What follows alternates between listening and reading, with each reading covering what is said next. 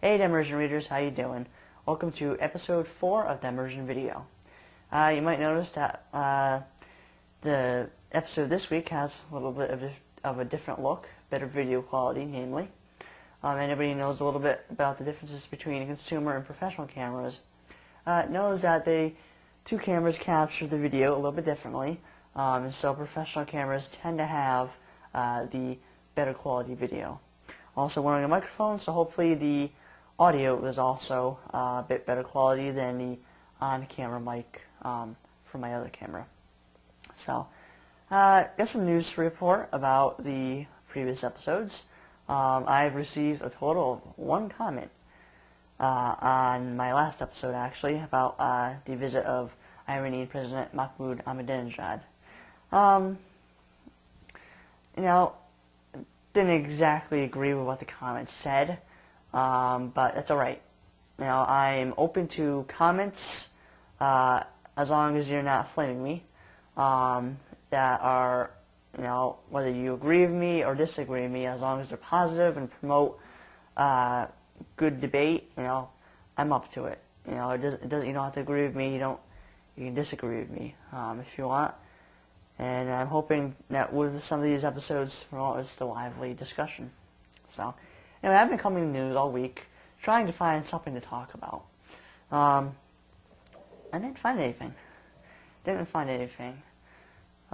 So, this week I'm going to transition from the land of the real to the land of fiction. If you've been reading my blog, you know that I've done a couple of analysis entries on the last Harry Potter book.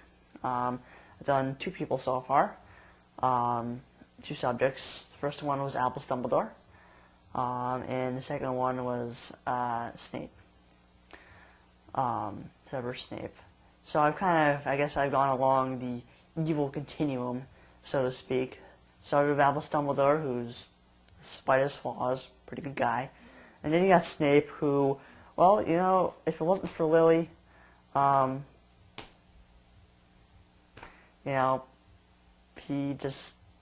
he'd be with Voldemort, totally. I think I should probably warn everybody now, if you have not read the 7th book yet, or if you have not finished it, stop. Stop. And go somewhere else, view another YouTube video, because I'm gonna spoil you if you watch it, because I've read the book and it's been a couple of months since the book's been out, so I think it is, I think it's about fair game now. But I'm warning anybody who might be waiting for the paperback versions, or if your country hasn't gotten the book yet, stop now. So anyway, today, continuing along the evil continuum, there really is only one other place we can go. Lord Voldemort. I gotta say this. He is simultaneously both a genius and a bit dim. I don't call him an idiot. He's a bit dim. In some areas.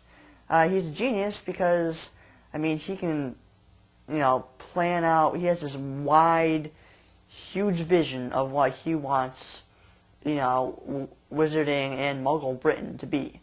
Run by the wizards, namely himself, pureblood wizards, which I'll get to just in a minute, which is quite ironic given Voldemort's past, his ancestry. And basically ruled through terror, which he was able to do for a very short time in the 7th book. He's a genius. He's been described as one of the smartest people to ever pass through Hogwarts. Think of it as Dumbledore, who described him as such. And so he has the capability to lead, the capability to make these plans of grandeur. At the same time, though, he is fundamentally flawed, and people have written about this. Where is he flawed? He misses the very small things. Let's take, I mean, obviously I don't think he could have known in book 1 about, the magic that Lily's sacrifice might have provided. I mean, because it's just really crapshoot either way. It could have happened, it couldn't have. I don't really think that there's any way he could have known that. Though I do think that perhaps he might have, he should have, expected that there might be something there. I mean, he had, 11 years, 10 years, 10, 11 years to think about it, while he's down in Albania. Why did this happen? The only explanation I can think of is that maybe he assumed that through some effect of his Horcruxes, that that's why he remained alive, or that's why he remained alive, but in that little less than the minuscule state. But then you get to book 2, and you have the younger Tom Riddle, who obviously was at the peak of his schooling. He's a prefect. He's not quite head boy yet, but maybe he's in his 6th year or something. So you wouldn't think that by then he would have known that the Phoenix Tears would have healed Harry, and he actually should have known. He actually mentioned that he should have known. He mentioned Phoenix Tears. I forgot. And so right there we see that Lord Voldemort forgets things that he might not deem very important, but in the long run are. So anyway, Voldemort's not in the 3rd book. He comes back in the 4th book. He and Harry meet up to have their duel. Now, this is another situation where I don't think he could ever have known that he and Harry share the same Wandcores. I mean, I think really, the only person that ever knew that was Harry. At least before the later books, when he told Ron and Hermione. So he couldn't have known. I'll give him a pass there. I'll give him a pass. So we get to the 5th book. He and Dumbledore are dueling at the Ministry of Magic, and he takes possession of Harry, hoping that Dumbledore will kill Harry to kill him. And here is where I think that Voldemort's flaws are starting to really come into picture. We know that from later discussions that Harry and Dumbledore have, that Voldemort doesn't know much about love. And we know that is what love was what saved Harry in the Ministry of Magic. So, Voldemort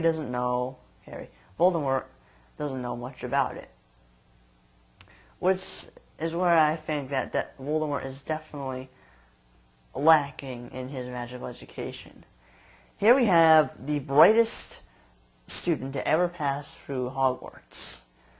He nearly captured the Wizarding World first time, if it hadn't been for Harry. And he captured the Wizarding World briefly the 2nd time. I would have thought that he would have wanted to learn everything. Everything. Though he seems to have largely limited his learning into what would benefit him for the future. Namely the dark arts. He knew other stuff too, transfiguration. He knew a good deal about potions he had to recreate his body. He could create spells. He knew a lot. But his education was flawed. Maybe not flawed, but lacking. And I can definitely see why.